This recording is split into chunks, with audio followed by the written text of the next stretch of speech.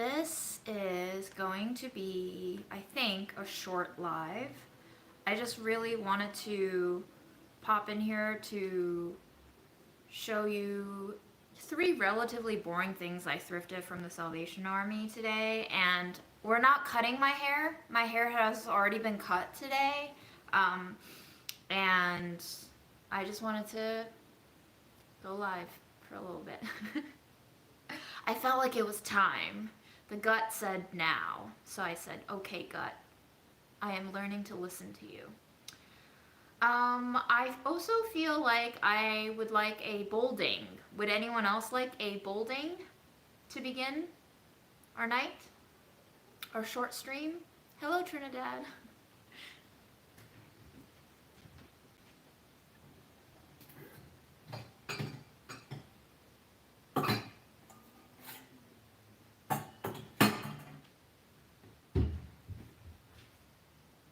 It's not a democracy, so you say yes, you say no, we're still gonna ding it.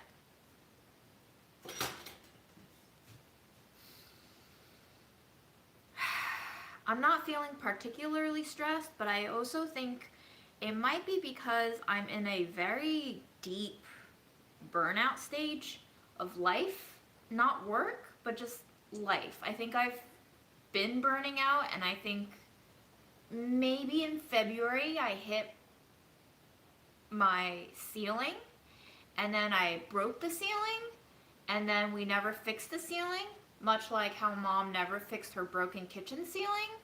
Not really sure who can fix a broken ceiling of burnout,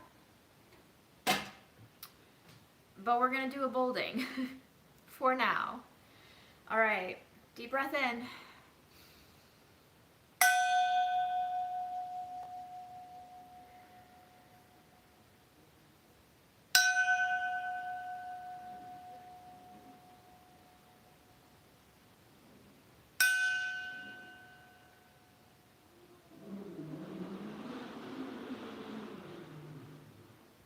That's very counter our bolding spirit, but my life is very messy. Maybe this spoon? Will Mom's spoon? This is, oh, this is not Mom's spoon. Wait. This is Mom's spatula. Ooh, I like that sound. I'm sorry, Portia's cat. We're just doing some human things that you will never understand because we're silly.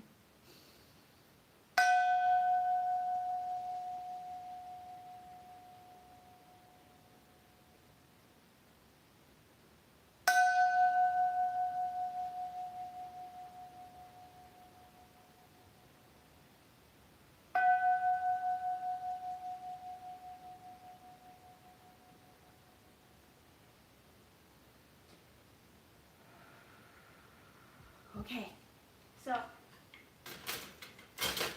I don't have much of a life update other than I continue to emotional eat and cause myself tummy aches. So it is now almost 8 p.m. New York time. I cannot have any more tea, but I would like something hot to drink.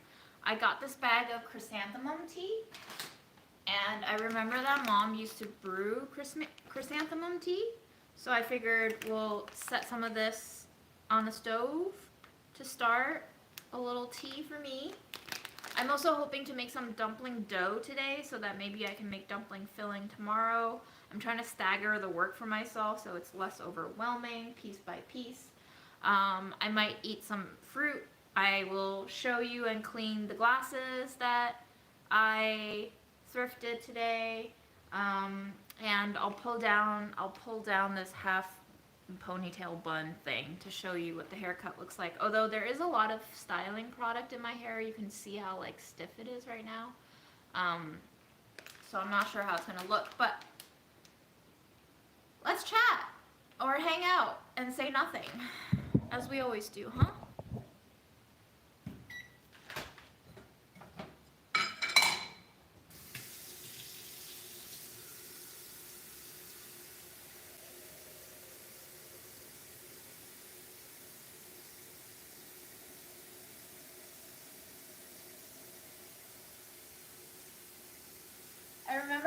mom used to make chrysanthemum tea, she would always put the crystal sugar, the Chinese style crystal sugar. But I don't have any crystal sugar. And I'm also very curious what it tastes like on its own.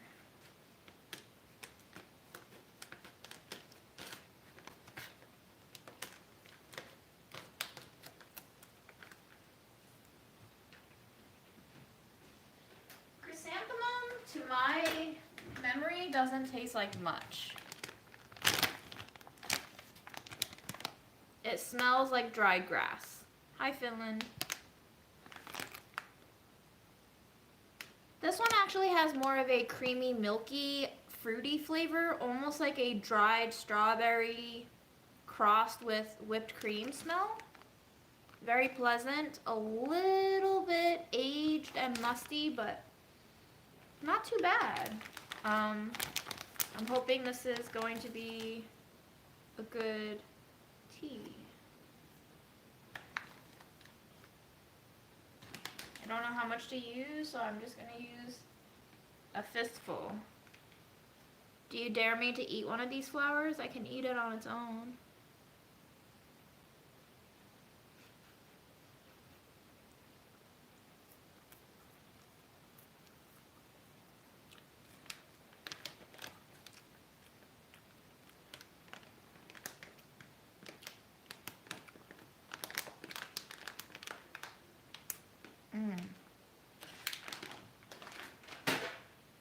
The texture is like pork floss without any of the flavor. Slightly medicinal and slightly cotton bally.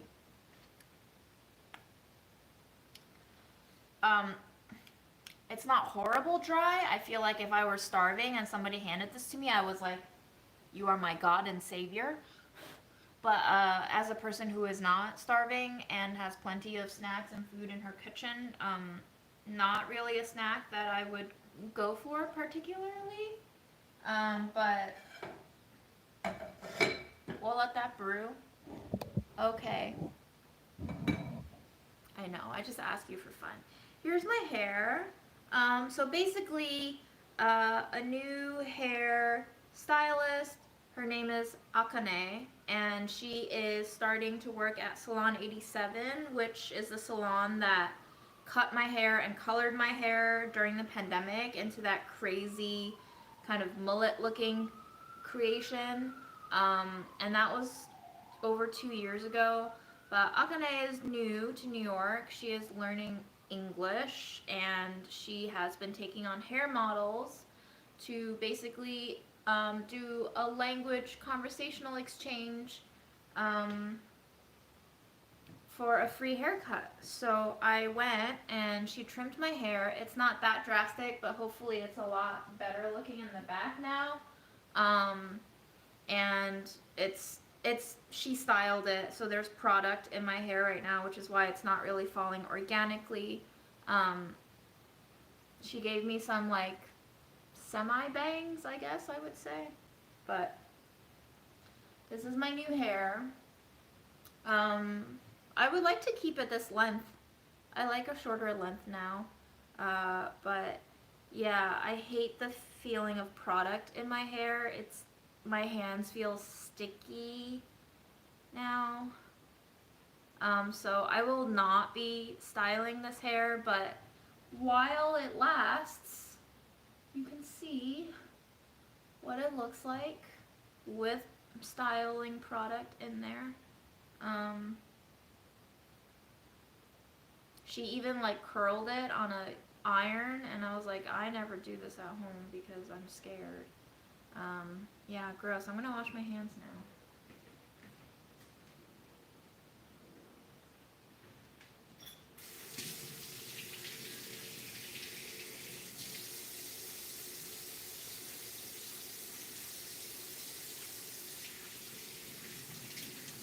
But I think she did an awesome job. It's a very simple haircut. I told her she could do whatever she wants, but I think she went safe, which is fine. I was like imagining some crazy asymmetrical choppy shit, but she decided to play it safe, so we have a safe haircut now. Okay, let me show you my small grocery haul.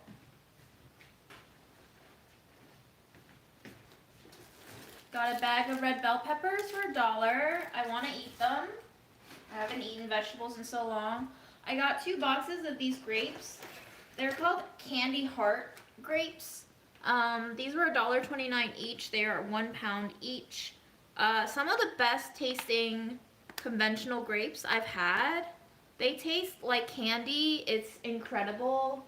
I basically ate 2 boxes in one day and gave myself the worst poops ever. Worth it. We'll probably try to not do again, but I can't promise you because these are addictively delicious. So if you have Candy Hearts grapes, maybe give them a try. So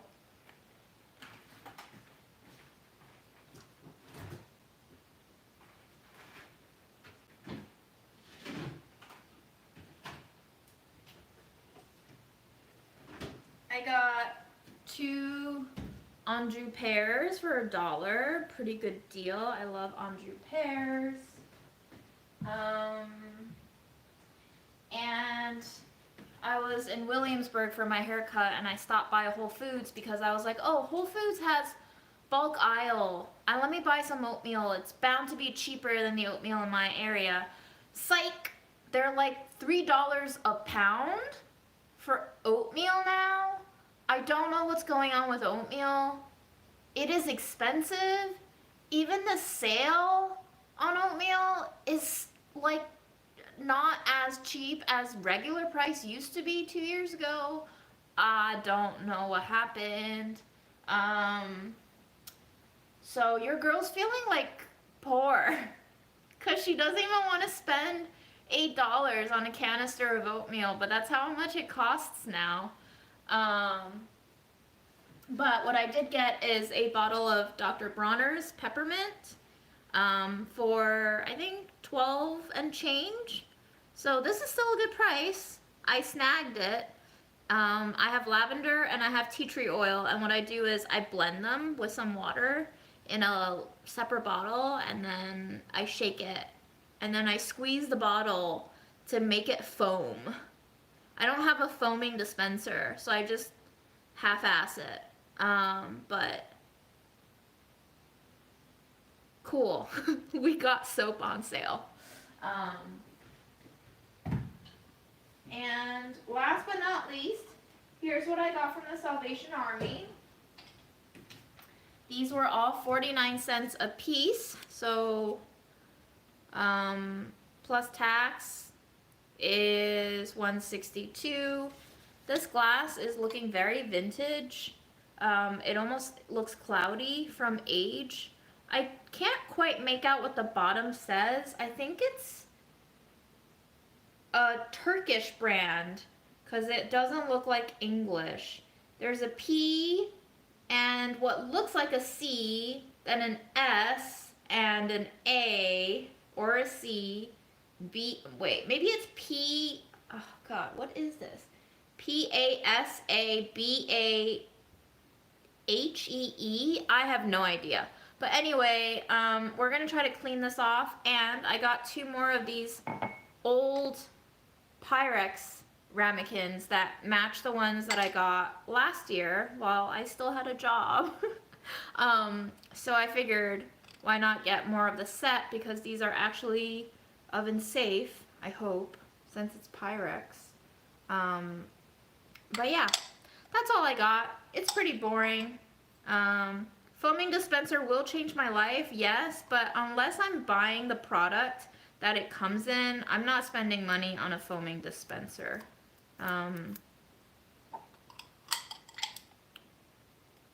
So I'm just gonna do it my janky way for now on the soap. But we're going to go ahead and clean this off while our tea is brewing, and then I'm going to snack. And then, I don't know, guys. I don't know what to say. I just put on this live because I figured y'all would prefer a boring live over no live.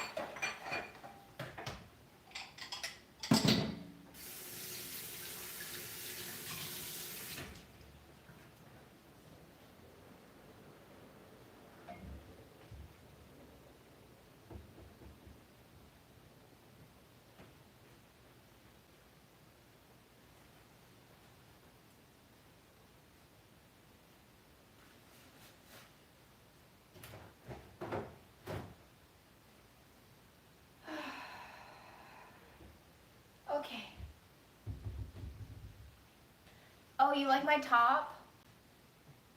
This top is from China.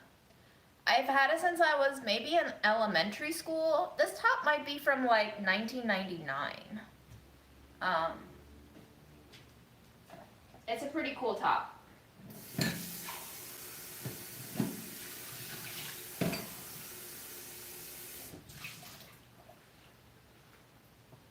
You know what I'm gonna do? I'm gonna try to scrub this all with baking soda first.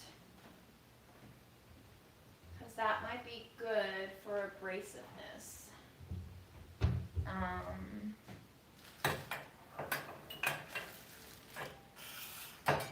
gonna move you over so you can be closer to me, okay?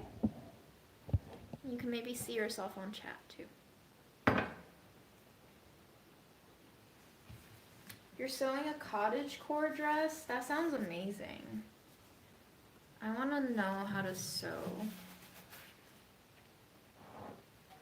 With Delish, do you think if you hadn't gotten fired that you would still choose to be there today?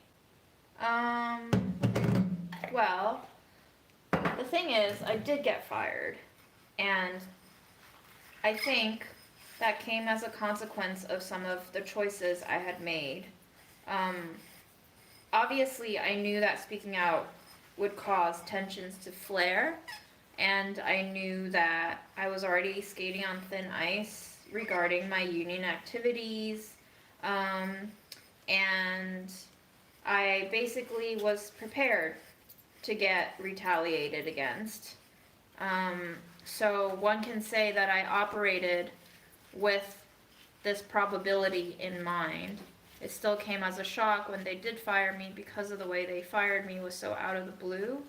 They basically had 2 meetings with me, HR meetings, that they called non-disciplinary, but I think those meetings were just them trying to gather evidence against me without me being alerted to it. And then all of a sudden, I got called in weeks later, after that first round of meetings, to be issued a final warning, even though I never got a first warning. And in that meeting, it was made clear that I was, like, very close to being fired. So I decided to shut up and be a good girl and just do my job and detach my feelings and values for a little bit because I wanted to be there for the union contract's final push. But unfortunately, about a month after that first and final warning meeting, I got fired. The reasoning being that I did not agree to do a TV show without consulting the proper authorities, even though I told the one person who had been working on this show idea before I ever sent that reply, and there was no one else that really was involved.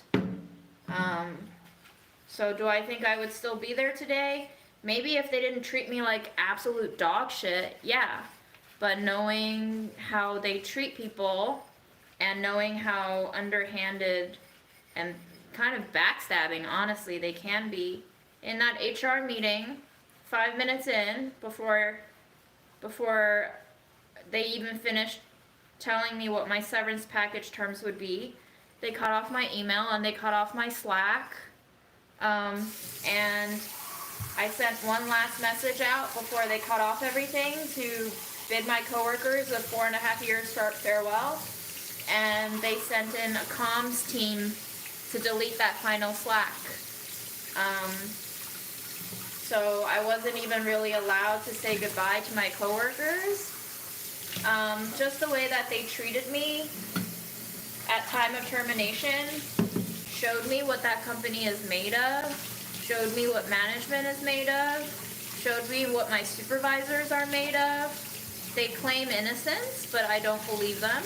Obviously, I think it was pretty clear to me who fired me. So if I didn't get fired, would I still be there? I think if I had worked with managers and bosses who weren't so scared of me, maybe. But I think they were scared of me. And I can't work for people who are scared of me. I can't be in any sort of relationship with people who are scared of me. Because if you're scared of me, that means there's no trust.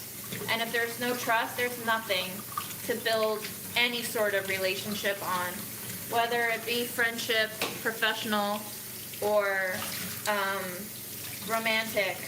I just refuse to engage with people who cannot practice honesty.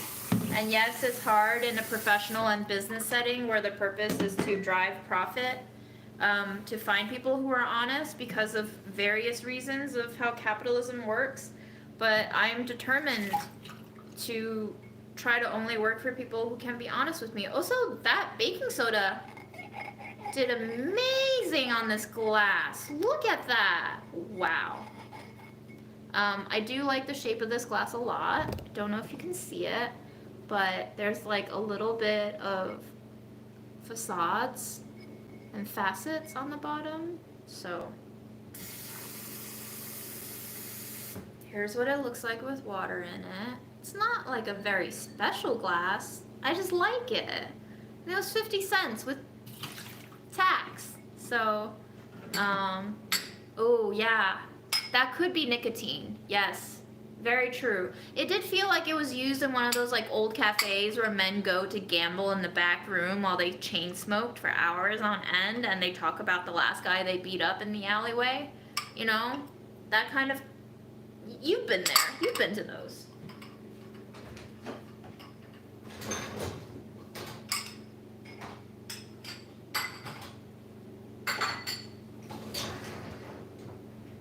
Okay, that was much easier than I thought it would be.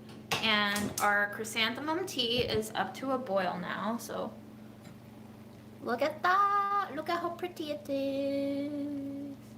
You know, one of these days I think I'm gonna make candied chrysanthemum where I just boil it in simple syrup. And then we can have chrysanthemum simple syrup and candied flowers. That would taste actually very amazing. Yeah, what other stories would you guys like to hear?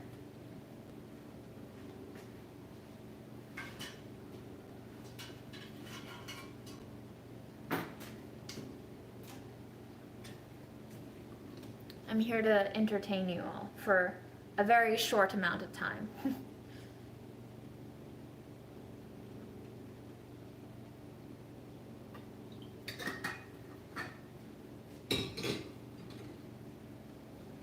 Did I go to the Met Gala? Girl, do you know who gets invited to the Met Gala? Not people who got fired from food media, that's for sure.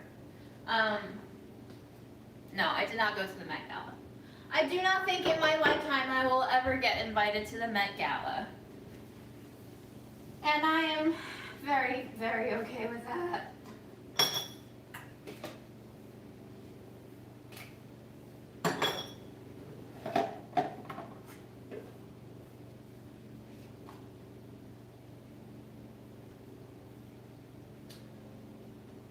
I do not have a washer and dryer in my apartment, although I do know people who do have that in a New York City apartment. It is possible. Tell you about the things on my fridge. Oh, I think we've done that before. Not really feeling it. What kind of taste is chrysanthemum tea? I will tell you later. Do I look happy and relaxed? I feel very burnt out and numb, but I guess that's probably the B-side to happy and relaxed. Yeah, my new apartment has a dishwasher. I've been using it almost twice a week. It's great. Cool. Let's make some dumpling dough for Grandma.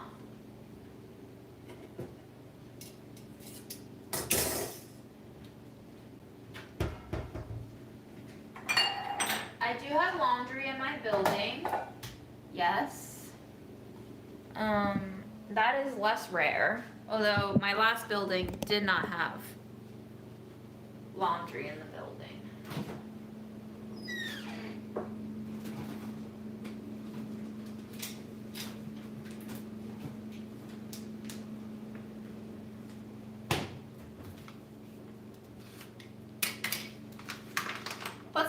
cold on my chest? What does that help with?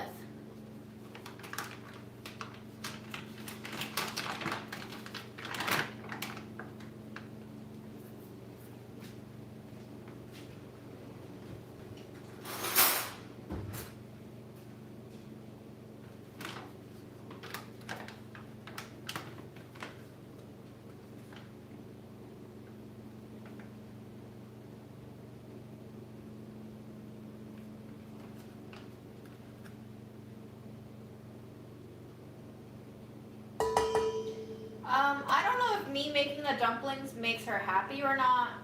I just know that she gets extremely picky about what dumplings taste like, and she seems to not complain as much, or maybe can't find grounds to complain as much if I tell her that, Grandma, I spent so much fucking time making this from scratch myself. I'm just honestly tired of hearing her complain about shit all the time. And I think this is something that Mom struggled with too, is just like, how much Grandma can complain? This 95-year-old lady is really good at complaining, y'all. And I think it gets really Bernie outy sometimes when you just hear someone complain about shit. Especially when they haven't really like done anything to solve it themselves besides complaining. And I think I didn't really understand it when Mom was dealing with it. I just kept telling Mom to like take a walk and ignore it, but it was also during the middle of the fucking pandemic when she couldn't just take a walk and ignore it all the time. And I really can't imagine living with Grandma. Mom really had her rough. I feel for her. Even beyond the grave, I feel for her in the past. How much she must have endured and put up with. I just make one kind of dumpling. Yeah, it's always pork-based for the most part.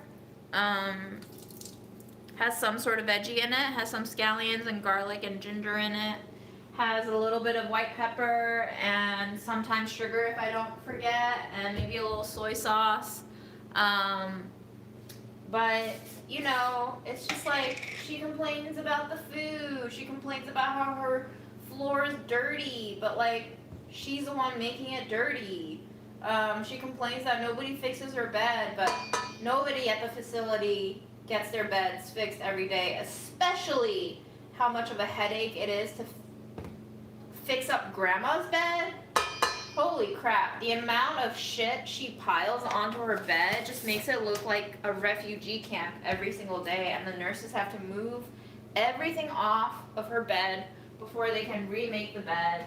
And it's just exhausting to put up with that. And she'll complain that like nobody cut her fingernails, which I did. I cut her fingernails. But I was also like, Grandma, can you like not wait until it's cracking on you to tell me that you need your fingernails cut? So it's just really tiring, unfortunately.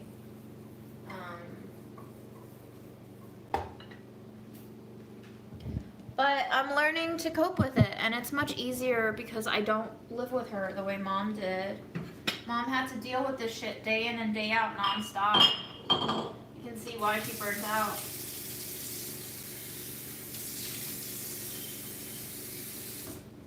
As to whether or not I still blame Grandma for my mom dying, yeah, a little bit, honestly. If I can be perfectly honest with you, I can just like every day I can see how much Grandma will wear you down if you let her. And I go crazy some days, and I'm not even there. I'm only there for an hour or an hour and a half. It's intense, y'all.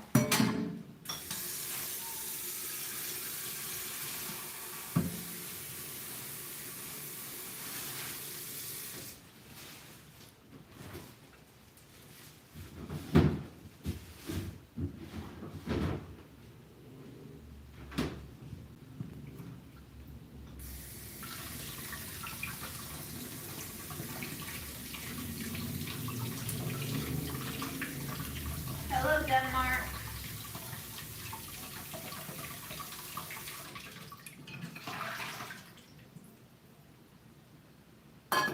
I'm boiling some water for the dumpling dough, and in the meantime we're gonna eat our fruit. And technically pepper is a fruit because it has seeds. You ready for the crunch?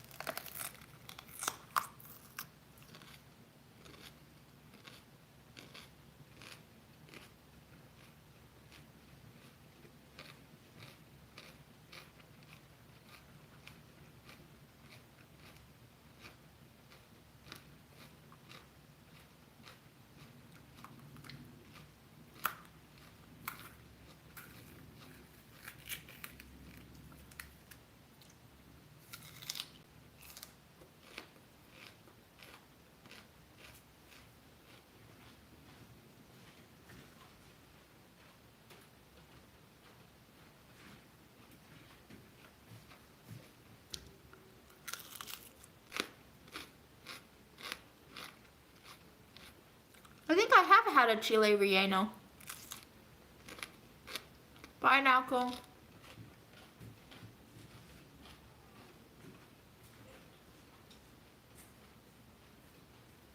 Hi, Finland. What's keeping you guys awake? Europe. What's on your mind?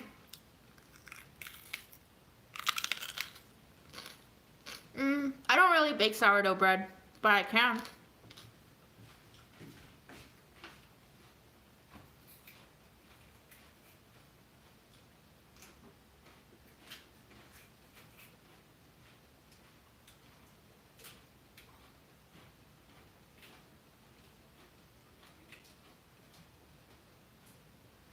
It's funny. Did I tell you I got an endoscopy?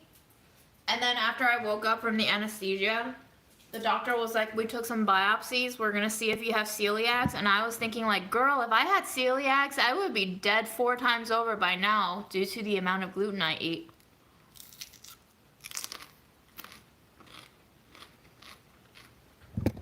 Oh yes, I did hear that Mercury is in retrograde again. I don't know what that means for me.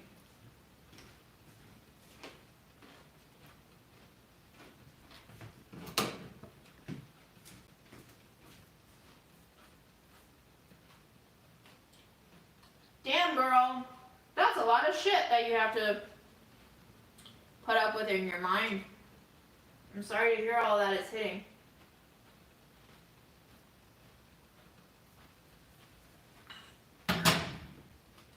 Sounds like a lot.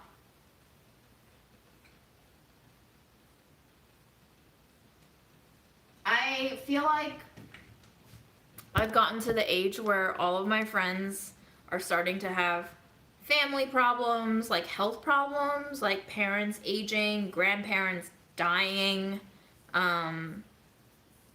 Welcome to our 30s, y'all. I did show the thrifted glasses. I'm sorry, I cleaned them already. They're in the dishwasher now, ready to be rinsed again and reborn as mine. I'm not sure how they test for celiacs. I'm truly not sure. But he just mentioned it. Listen, I was also like still very loopy. When the nurse helped me up from the bed, table, whatever you call it, that I was sleeping on while they stuck a tube down my gullet, I just like almost fell to one side.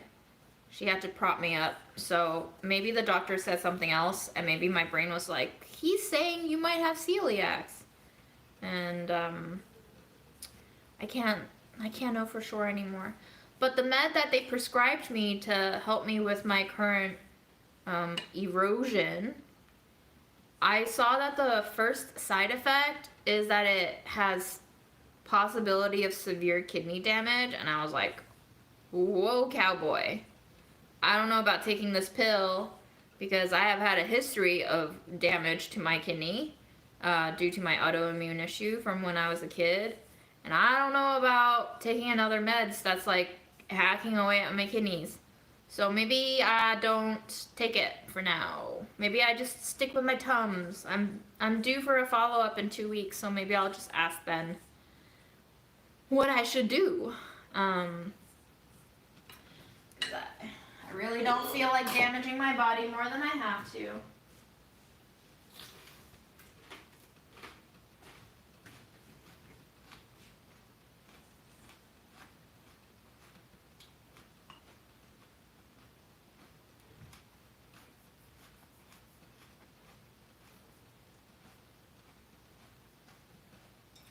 I don't have a nephrologist anymore. I used to go to the North Shore Hospital on Long Island. I think her name was Dr. Chandra. I don't know why I still remember that. That was like over 2 decades ago. But I guess something that you just don't forget. She was very nice. She prescribed me prednisone for 6 months. That shit will fuck you up. Prednisone is no joke. You don't have to control your feelings. Sometimes your feelings should not be controlled. And the more you try to control them, the more out of control and crazy you feel. So maybe just feel them and know that they are there to tell you of what's good or bad for your body, and just let them do its thing, you know? It's like we don't try to stop rain. We know we are powerless against rain. So why try to stop feelings?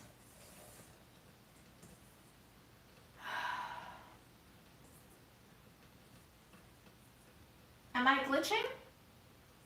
Oops. I'm sorry. Sorry for the tech glitches.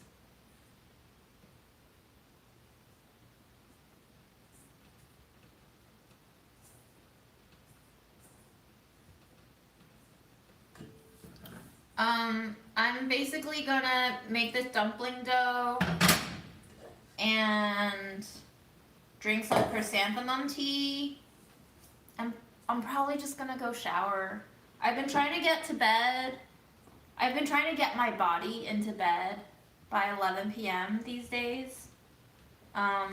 Because I noticed one thing that I've been doing for the past, I would say, over 2 months now. Terrible, I know. It's because of my lack of routine. I keep thinking I want to do more with the day. And so when I think about that, I withhold rest from myself. But instead of actually accomplishing anything that would make me feel accomplished, I just sit in front of my computer and dabble about and look at my phone and, you know, do all the things that we always do in this day and age. And then I end up staying up until 2 or 3 a.m., exhausted as hell, and not getting enough sleep because I have to wake up by 8 latest to go see grandma. And then I hate myself, and I feel like a failure. So I decided this week, hey June, instead of like punishing yourself and feeling inadequate, why don't you just try to rest up? And I thought back to the days when I got COVID and how carefree I was mentally, psychologically speaking, to just rest for myself. And I was like, you have absolutely no reason to not do that again. You have time. You don't have a job. Yes, you have assignments that you have to complete for your part-time job, but you can complete them in the daytime. And, you know, create more of a regimen for yourself. So I've also been trying to let go of work guilt. I've been trying to let go of productivity guilt. I've basically been trying to let go of all guilt because I think I've guilted myself long enough, and it's definitely not really helping me become any more productive, and it's just stressing me out and making me feel like shit. So why do that? So I'm just trying to fall asleep before 1 a.m., which I have done for the past 3 nights. Congrats, myself. 1 a.m. is better than 2 or 3 a.m. And I've also been letting myself just look at my phone while I'm in bed at 11 p.m. and just getting my body used to feeling like it's allowed to rest and do nothing. Or do something. But not the thing that I think I should be doing. Which, who says I should be doing that anyway? Who? Who put that idea in my brain?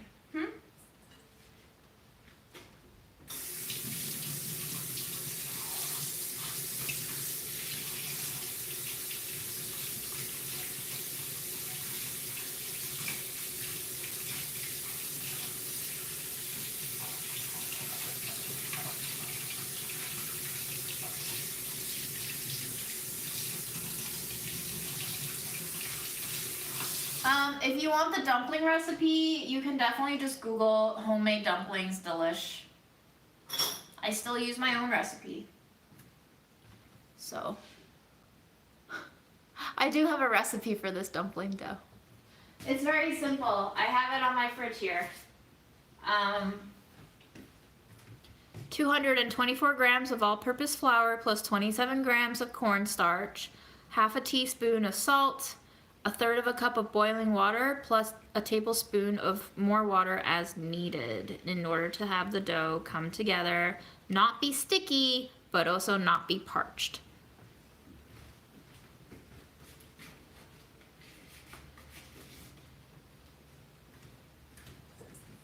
So this is what it looks like. You can dimple it. Doesn't stick anywhere, doesn't stick to the bowl. It has some cracks, but none of it is like dry flour falling out anywhere. I'm gonna wrap it up and let it rest overnight, and then tomorrow it'll be very like rehydrated, and then we can knead it again and then let it rest and then roll it out.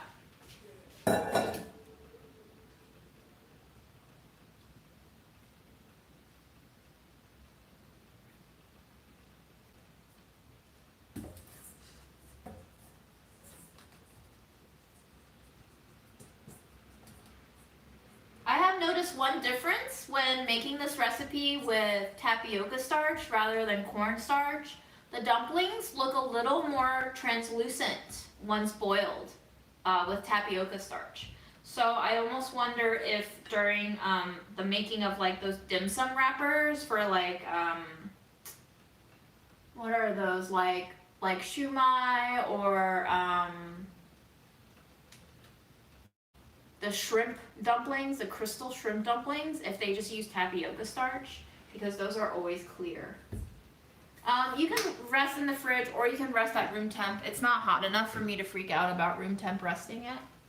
One day it will be.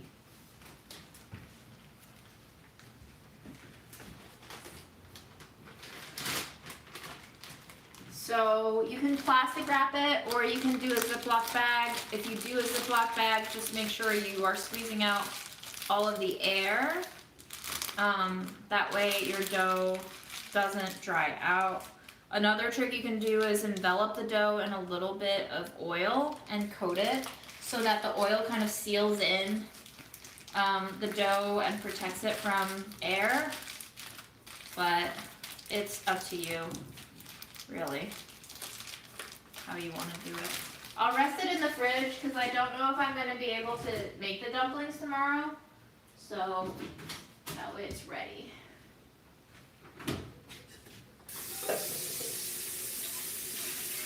Yeah, 虾饺, har gao. That's it.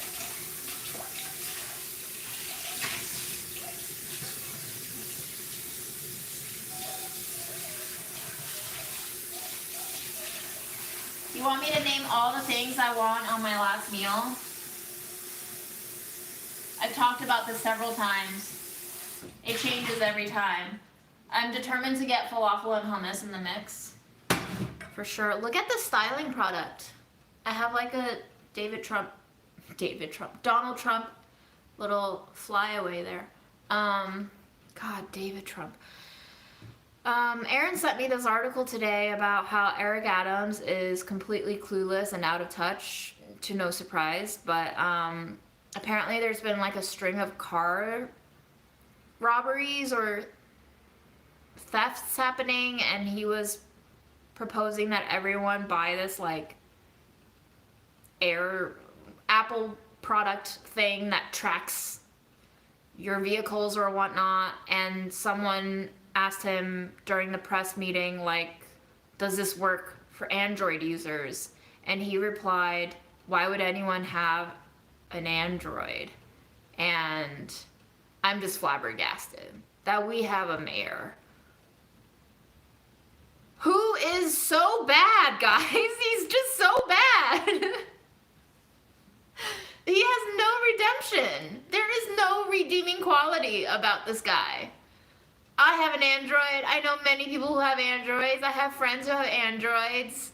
The way that he makes you feel like absolute shit as a human being who's just getting by on life, which is most of the city, by the way. Most of the city lives paycheck to paycheck. Flabbergasted. I'm just like, man.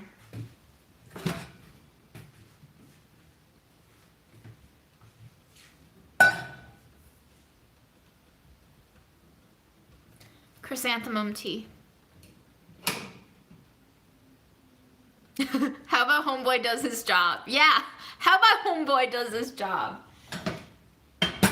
He is doing his job. He's giving all of his corporate buddies and cop buddies all the jobs they could ever want, all the connections.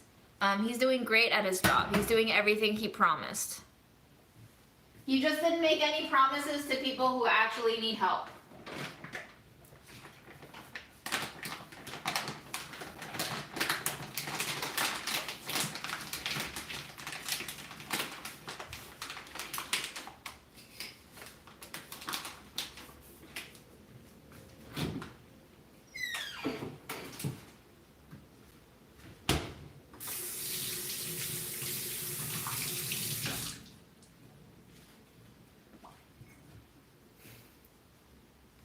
Okay, we're gonna drink some tea, maybe in my little Pyrex mug.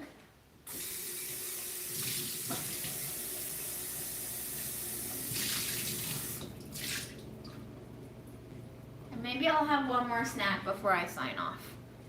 But I don't wanna run for me. I don't wanna run any of this shit, guys.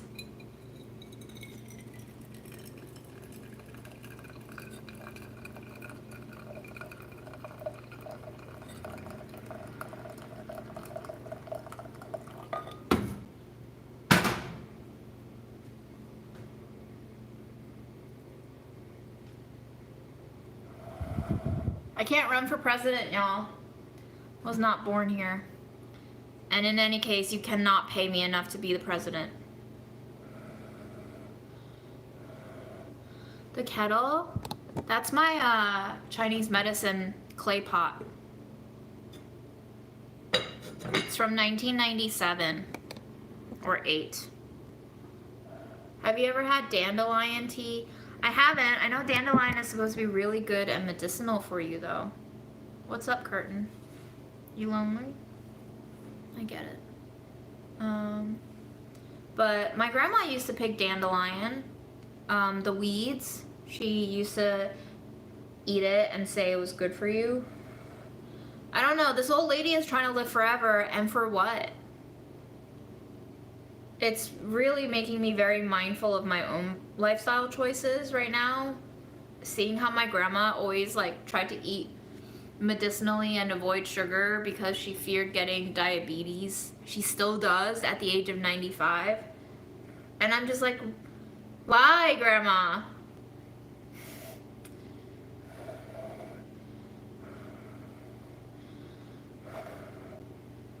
But it's a beautiful color. It's like a vibrantly yellow color with a little bit of petals falling on the bottom. Do you see the sediment?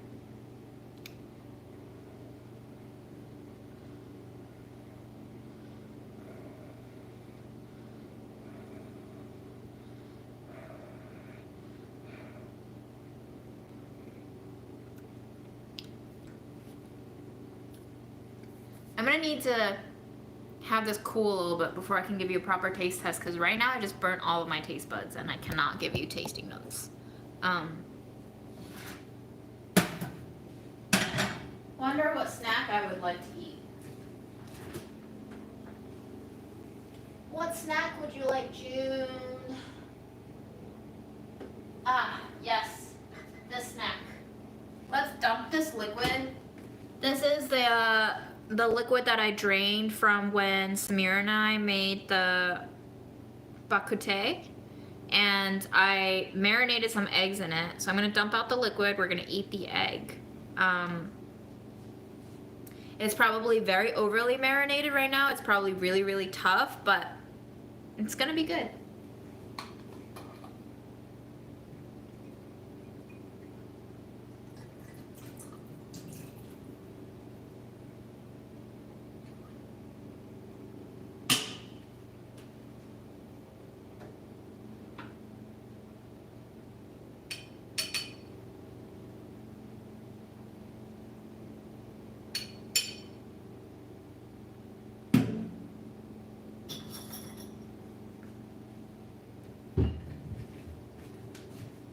Here's our egg.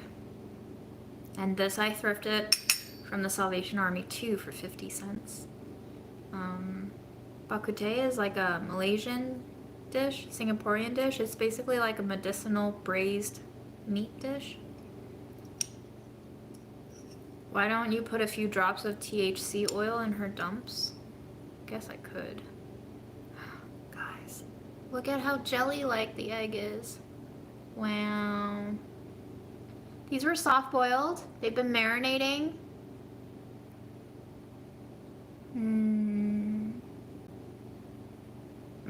They smell so good. They smell like soy eggs. Do I plan on getting more tattoos? Fuck yes.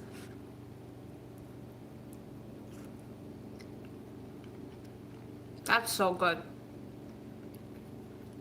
Yeah, she freaked out when I did my weed in front of her.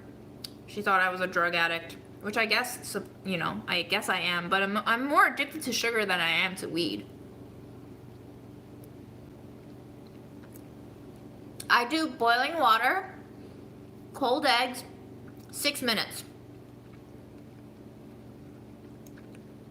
Usually the yolk is very drippy and runny at 6, but this is after marinating in a salty solution brine. And currently very delicious.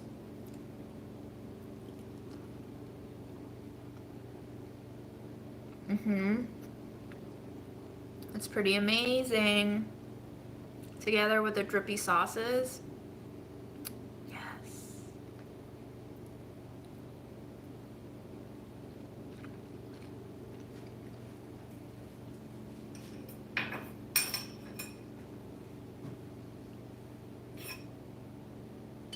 So, Grandma also gave me her boiled eggs. So maybe I'm just gonna eat all the boiled eggs now.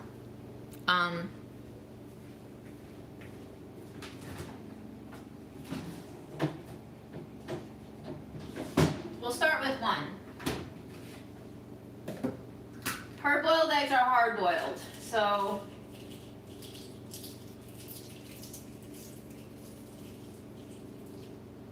have I shown you guys how I like to peel eggs?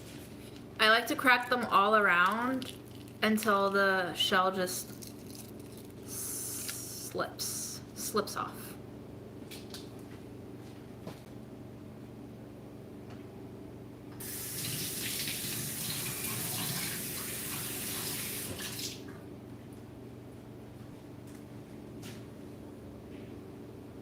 Hard-boiled eggs are gross. Yes. Maybe that's why Grandma keeps insisting I take them home.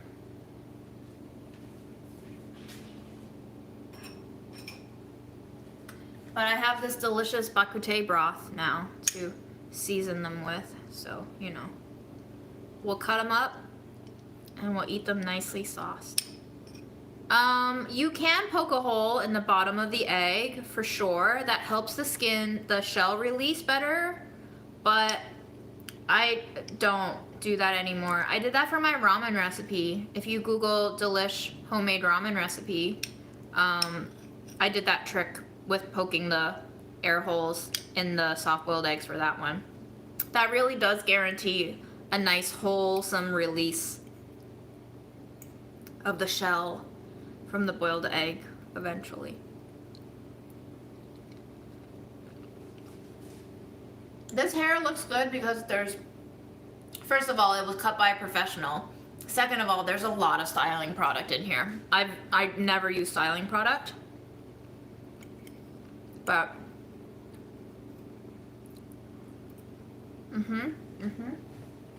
tastes great.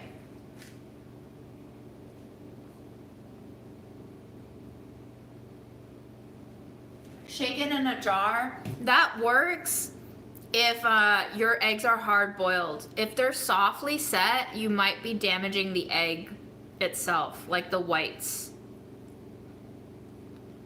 My rip.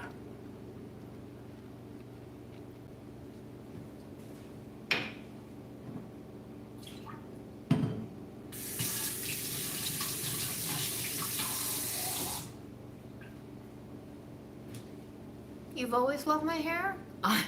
I did not love my hair during that mullet phase.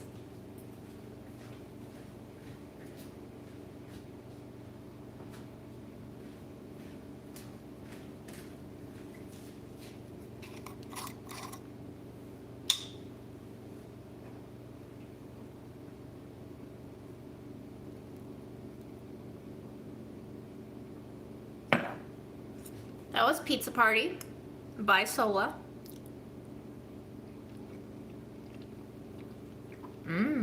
Spicy. Spicy, salty, oregano-y. So yeah. Oh, let me taste the tea. And then I can't go off the live without tasting the tea. The mullet phase was in the middle of the pandemic. It's in a few episodes of Budget Eats. I think I had it during the low carb Budget Eats. I had it during the MSG video.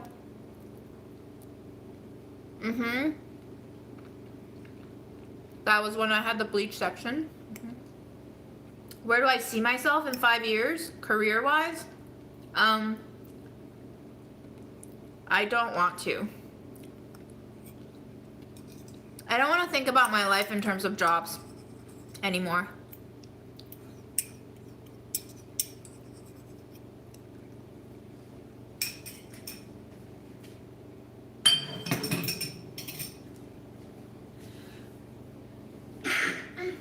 Yes, I did go to the salon. It's called Salon 87. It's in Williamsburg.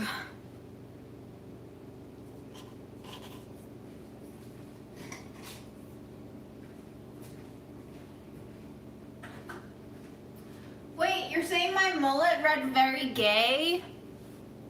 No girls hit on me. Even in that gay phase, no girls hit on me.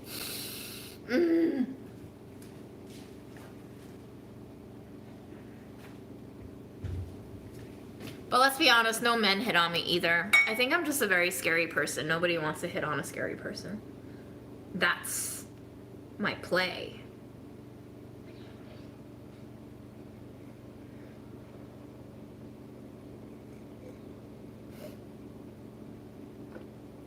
Hello, girls who would have hit on me. House Farm School. Very sad. Last Saturday's class got canceled because of the rain. It rained all over the chunks of wood that we were going to do intro carpentry on to turn into a compost bin. So it was very sad. I do look intimidating. That's a good thing. Would I rather date a girl? I've never experienced real life attraction to women. By that I mean I've had crushes on female celebrities, but I don't think I've ever like actively crushed on a girl in real life the way that I have crushed on guys in real life. So maybe I'm extremely repressed or psychologically closeted. I don't know. But as far as I can tell, I'm not really attracted to women. But my sexuality is so murky and opaque to me that I truly have no idea.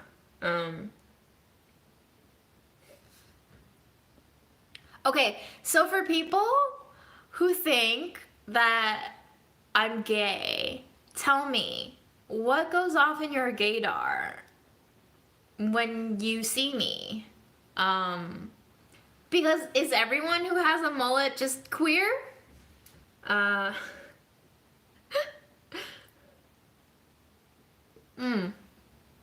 So the chrysanthemum tea, it smells a little bit like your aunt who is turning into a grandma in terms of her soul, not in terms of her life position, because this is an aunt who has always wanted to stay single. She buys herself nice perfumes and she wears very timeless jewelry, but she doesn't really want to make herself appealing for the benefit of other people. She has a certain air of, I don't care what I wear on any given day, but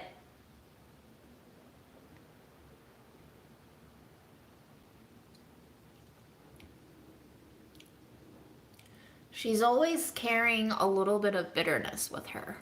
Not in terms of like a I hate the world bitterness, but in terms of a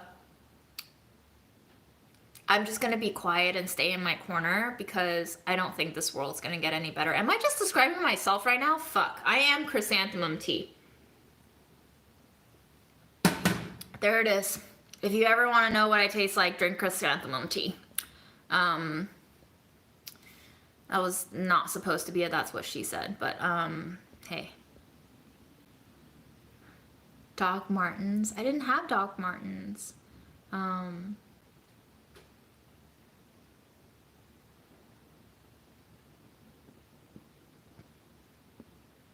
You put off a confident aura that you know yourself very well, and that's why I read you as queer. Are straight women not confident? That makes me so sad. That's so fucked. Straight women. Time to up the self-confidence game. I think the new age fluidity of gender that some people exude is confusing to some people, and it's interpreted that way maybe. Yeah, very possible. If you don't fit into a box, you must be gay. For me, it's a really chill, borderline masculine air to you, like a DIY carpenter lesbian, but instead it's food. Thank you. That made me so happy just now. I would love to have exactly that. The chill, borderline masculine air is exactly what I've been working towards. And I would actually love to be a carpenter lesbian who also loves food. If you were in Williamsburg to get your hair cut, did you get the glasses at Junk? I don't know where Junk is. I got this at the Salvation Army in Woodside. Ace people must sometimes read as gay. I've heard that happen. I mean, yes, true. For me, it was how and what you speak about, the kind of extreme woke New York feminist vibe kind of thing. So are all feminists also gay? Where are the straight women? Are they not feminist enough? You strike me as someone who would be attracted to the right human who clicks with you. Male or female isn't an important part of the consideration. I mean, ideally, yes. As someone who's on the A spectrum, I wish attraction would work like that. And maybe it's true that I just haven't had a girl click with me, but I also don't know if that's true because I've had crushes on guys who like are not compatible with me at all. And I would still drown myself in that infatuation despite the lack of compatibility. So I feel like June looks like she would wear very good perfume. Joke's on you, I don't wear perfume at all. I find it very distracting and heavy-handed. So I'm happy to describe you too, Lisa. I think I described a very badass woman that I would not mind becoming. I feel like one earring, mullet, bleach streak. Yeah, true. I have 3 piercings now, though, on my ear. So how does that read? Does that read any differently? Am I less lesbian because of my multiple piercing now? Bye, Portia. I am still scared of the drill. Yes, Ram. My gaydar says you're straight. Dreams crushed. Ay, ay, ay. Junk is on Driggs between North 7 and 6. I get my favorite dishes there. Ooh. Is it a good price? Is it like 49 cents good price? I doubt it. For that part of Williamsburg, I would be lucky to get something for under 5. Bye, Godzilla. So now the updated vibe is mellow, kind of melancholic, masculine grandma that knows a lot about edible alchemy. I'll settle for that, but I want to add some dark magic in there too. I want to really like fuck people up with some potions. I got the vibe that you only had eyes for Fred. Guess what? I did only have eyes for Fred. And then he dumped me for Aaron. After all the love and care and treats that I gave him, after all the brushies and the toys and the playtime, after all the asthma inhalers, after all the stardom that I shared with him, none of it was enough. So that just goes to show that you may love someone very, very much, but they would not really value it the way you wish they could. So Fred and all the other men in my life.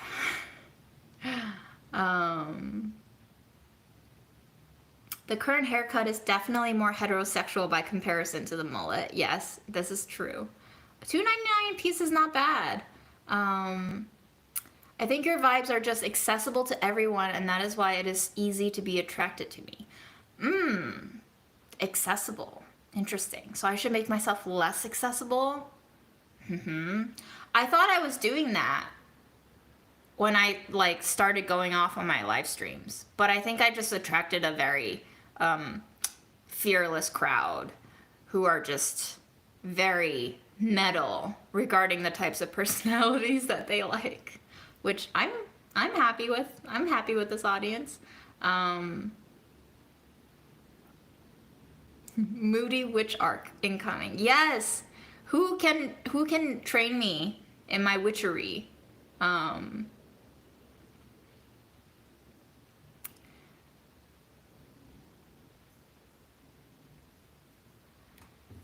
Dina says, I'm straight, confident, was single until 41. My dad told me he was worried I was lesbian because I waited so long. I think people like to make their own narratives for what they don't understand. I mean, honestly, I make my own narratives because I don't understand me. So I can totally understand why other people would make narratives for me.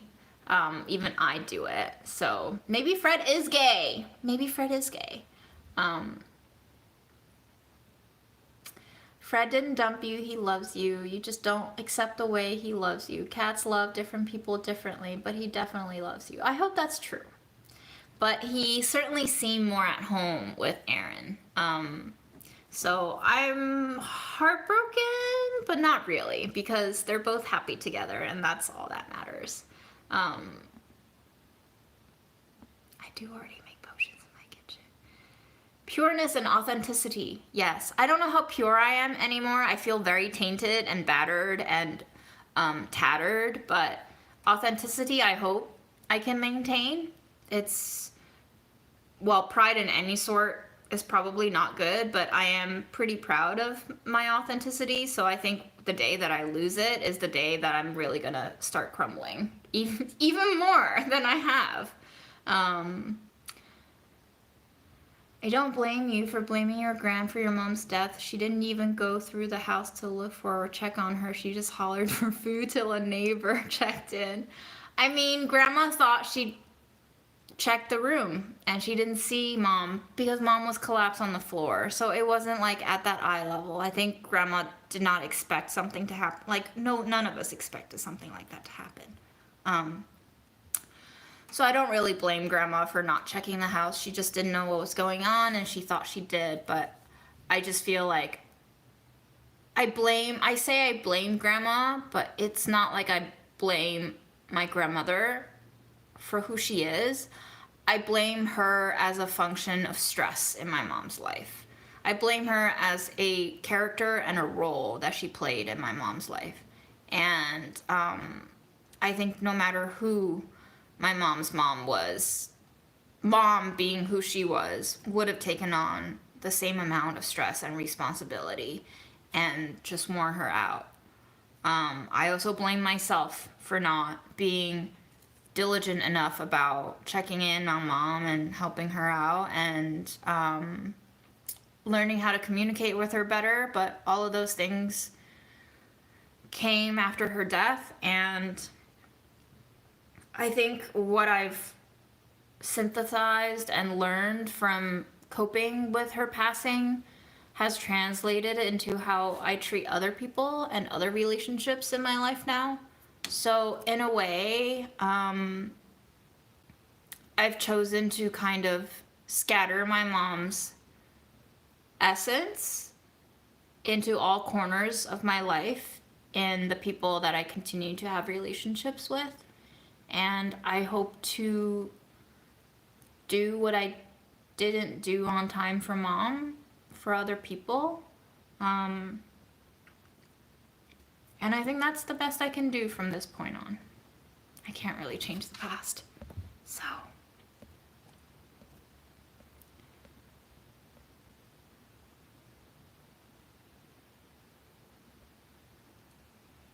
I did yell at Fred. Yes, I did.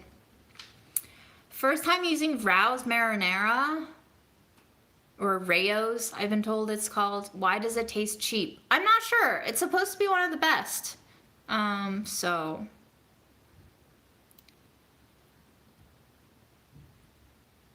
yeah.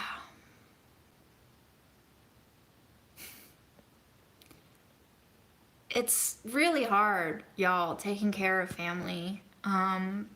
It makes you reckon with your own mortality and your own genetics and your own legacy. It makes you recognize your lineage. It makes you confront all the things that you thought you should and could escape that you probably can't actually escape in the end. And it makes you feel defeated and tired and worn out and hopeless. But I think all of those negative feeling emotions come out of a place of trying to escape your reality, which is never going to be a game that I can win. Maybe some other people can. So I've started to acknowledge that this is my reality.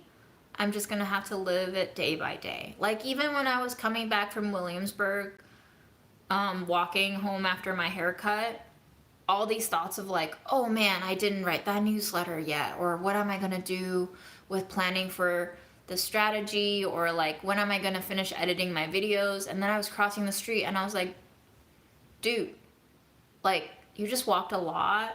You have headphones on that's playing music in your ears. You are taking in the sky, which has beautiful clouds against a beautiful blue tone. Super sunny after rain. And the weather is lovely. It's not too hot, it's not too cold, with the lightest bit of breeze. Like, just take it in and just concentrate on walking home right now. Concentrate on each step you're taking. Concentrate on the music that's playing through these lovely headphones that Aaron gave you, and just live now and be present. And that helped a lot. Like, I could have gone on to continue stressing about all these things that I didn't finish yet. Or I could just choose to do something that I devote my focus to, even though from the outside, walking doesn't seem like a particularly valuable act. It was what I was doing in the moment, and made me think about how we came to have these values attributed to different actions and different behaviors, and why we have such a hierarchy of what's worth doing and what's not worth doing, and what's productive and what's not productive, and, you know, in all the ways that we know capitalism to be really destructive for us and the environment and literally everything. Being mindful of the capitalism that exists within my brain is sometimes the first step towards making my experience as a living being a little less miserable. So that's all. Have I ranted enough yet? I think so. I do want to eat an apple though, so I'm going to eat an apple. And in the meantime, if you guys have any other thing you want me to rant about, I'm happy to. But my body is like, I would like an apple, please. And I would like to honor that. Maybe I'll have a pear too. I exist in the bounty of all that nature has to offer.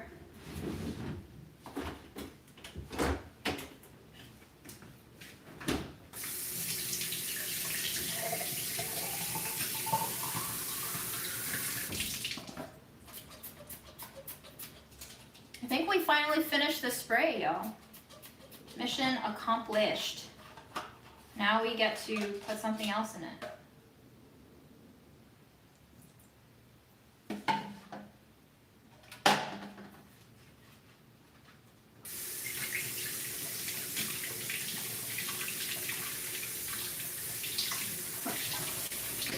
One thing that has really helped me in terms of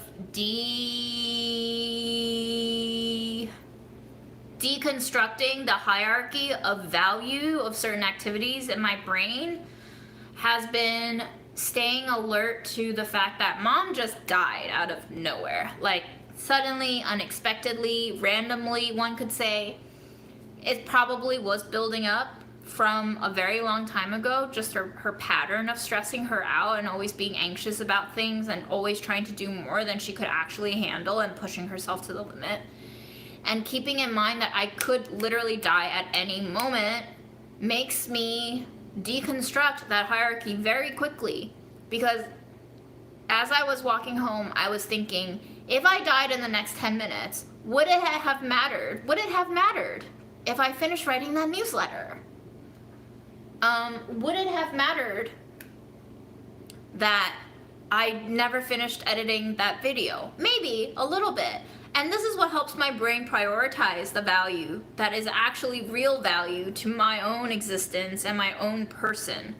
Is I would feel worse about not editing that video before I died than I would feel about not finishing writing that newsletter before I died, which makes sense. One is a personal project and the other one is a project that I get paid to do for someone else. Would I regret not buying the good butter yesterday? Probably, yeah. I would have preferred to have given myself better butter before I died. Would I have regretted not eating the cake or the bread that I saw in the window? Yep. Would I have regretted being mean to that person that I think was manipulating me? And I think I would. Even if they manipulated me, I would have had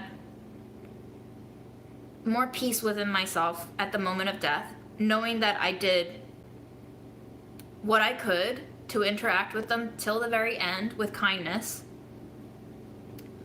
exercising firm boundaries so that they don't manipulate me anymore, but also extending to them, and by proxy, everything I extend to others, I also extend to myself, extending to them and myself, full disclosure, full transparency, and a sort of understanding. I don't want to use the word compassion because I feel like compassion has sort of a hierarchy to it, has sort of a condescending connotation to it, but an understanding of what exactly is important to me, and that is trying to understand that even when people hurt me, sometimes it's because they don't know any better. And yeah, so if I were to die in the next 10 minutes, what would I regret doing and not doing? Has been a very important guiding question for me to think about. And we don't want to think about death, but death happens. And death can be a very strong moral compass for me. And I don't really care about morality anymore. I realize it's just a tool of oppression, really, at the end of the day. But how do I exist on this earth with as little friction and as much peace as possible is a priority for me.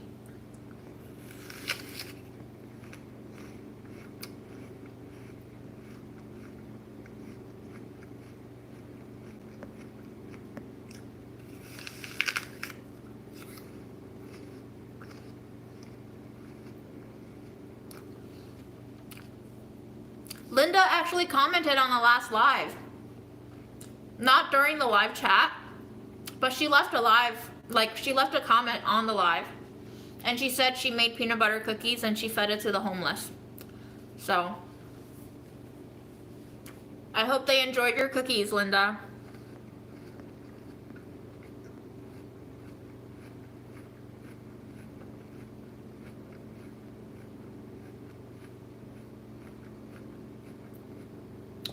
I didn't buy the good butter, Ram, because I still have Trader Joe's butter in my fridge, but the Trader Joe's butter is actually pretty good.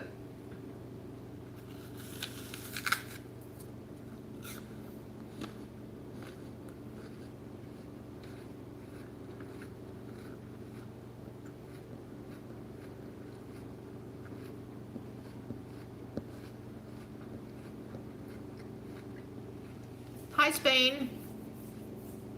All these insomniacs in Europe. And I'm very sorry you think you have COVID?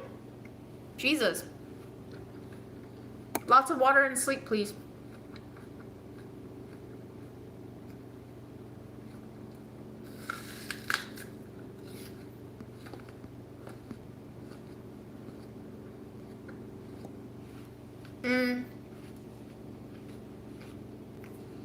The good butter that I was thinking about a while back when Ram visited me to help me put up curtain rod installation, I made him some chocolate cupcakes and we made an icing with some of the random butter bits I had left in my fridge on one of the good butters. I just found out the brand today. It's a New Zealand brand. It's called Anchor. And I've only found it sold in one Sunnyside Key Food. So it was like $6 for a half pound. And it was on sale. That's the sale price. But it was very good. The butter was very rich and golden in color.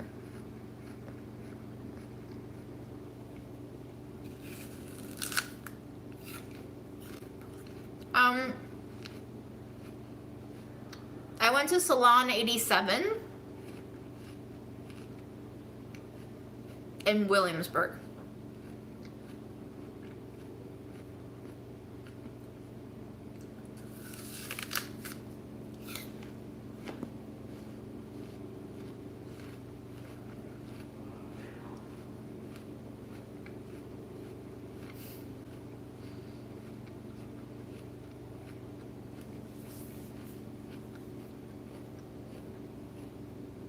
The Ferrero band also does Tic Tacs? That seems not in line with the other snacks. We pay the same price for butter here in New Zealand. Yeah, well, you guys make some really freaking good butter. Cheers to that.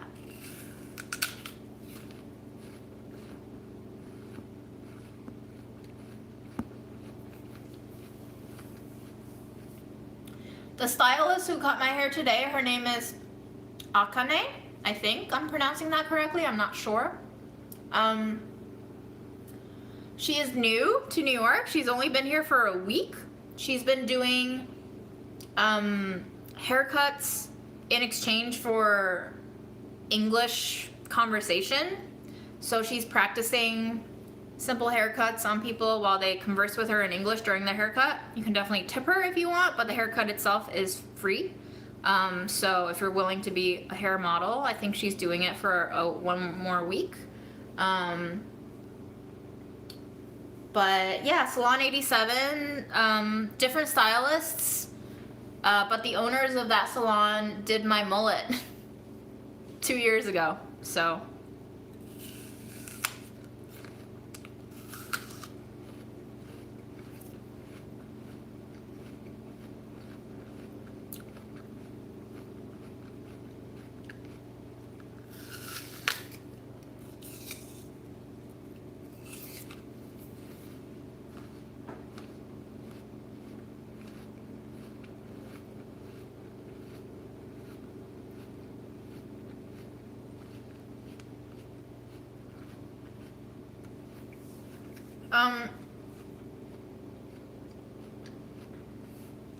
I haven't paid for a haircut since high school.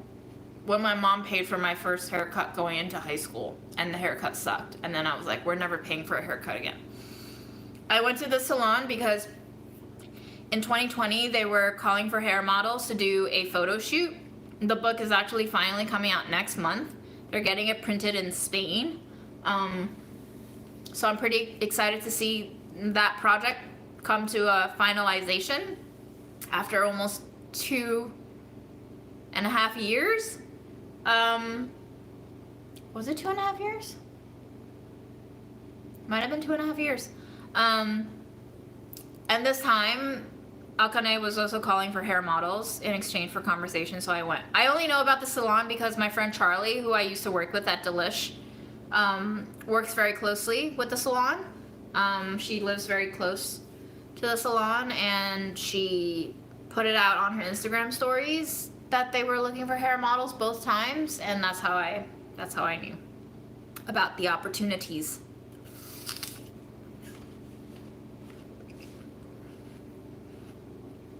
I'm gonna log off.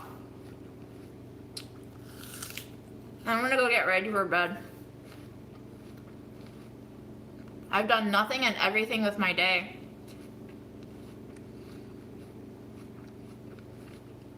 And I will feel at peace with that, I hope, as I shower and lie on my bed scrolling at my phone for 2 hours. Capiche? Capiche. Bye.